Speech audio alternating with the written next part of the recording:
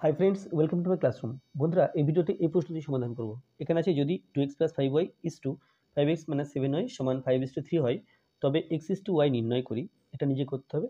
আর এটা হলো class 10 math, page number 81, প্রয়োগ নাম্বার 17। তাহলে অঙ্কটা এখান থেকে শুরু করতে হবে। এখানে যেহেতু অনুপাত আকারে দেওয়া আছে, আর অনুপাত আমরা এখানে বাই দিয়ে লিখব। 2x + 5y = 5x - 7y সমান দেওয়া আছে 5:3।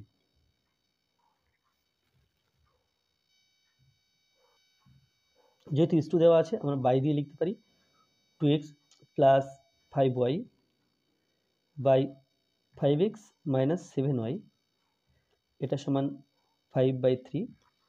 এরপর বজ্রগুণ করতে হবে। তাহলে 5 × 5 = 25x, 5 × 7 = 35, 25x - 35y সমান 3 × 2 = 6, 6x + 3 × 5 = 15, 15y। তো x গুলোকে বাঁদিকে রাখবো। তাহলে 25x, 6x বাঁদিকে আনলে -6x সমান 15y, ডান দিকে আছে 15y থাকছে। 35y কে ডান দিকে নিয়ে গেলে এটা প্লাস চিহ্ন হয়ে যাবে 35y। তাহলে পাচ্ছি 25 থেকে 6 বিয়োগ করলে এটা হয়ে গেল 19x। 25 থেকে 6 বিয়োগ করলে 19x হচ্ছে। আর 15 এবং 35 যোগ করতে হবে। এটা হয়ে গেল 50y। তাহলে এবার x/y মানে x = y আনতে হবে। তাহলে x/y সমান আমরা এখানে কত বাই কত লিখব, এই লেখার ক্ষেত্রে একটু কনফিউশন তৈরি হয় যে এটা 19/50 লিখব নাকি 50/19 লিখব। তাহলে এটা আমরা দুরকমভাবে ঠিক করতে পারি।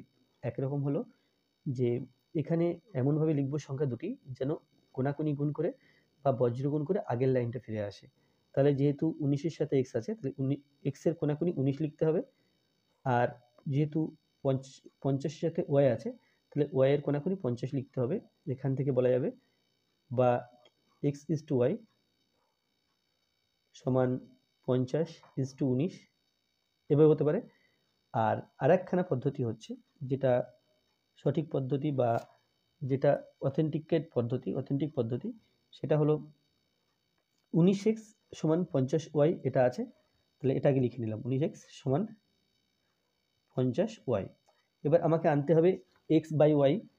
তাহলে এই যে 19x আছে, আমাকে আনতে হবে x/y। 19 থাকলেও চলবে না, আর নিচে একটা y থাকতে হবে। তাহলে এক কাজ করি, 19x আছে, যেহেতু x/y আনতে হবে, আমি নিচে y লিখলাম, x/y চলে এলো, বাড়তি আছে 19, তাহলে 19ও লিখলাম। তাহলে 19 কেটে দিতে পারবো, x/y থাকবে। তাহলে কি করলাম আলটিমেটলি, বাঁদিকে যে 19x ছিল তাকে 19y দিয়ে ভাগ করেছি। তাহলে ডান দিকের সংখ্যাটিকেও আমরা 19y দিয়ে ভাগ করব। এদিকে 19y দিয়ে ভাগ করেছি মানে এদিকটাও 19y দিয়ে ভাগ করব। ভাগ করলে বাঁদিকে 19 কেটে দিতে পারছি। তাহলে x/y সমান ডান দিকে 50y, এখানে 19y, y কেটে দিলাম, তাহলে 50/19। তাহলে কি পেলাম? অতএব x = y সমান 50:19। সুতরাং এভাবে আমরা x আর y এর অনুপাত আনতে পারি, আবার এভাবে x/y এর অনুপাত আনতে পারি। যে পদ্ধতি তোমাদের ভালো লাগবে সেটা তোমরা করবে। ধন্যবাদ।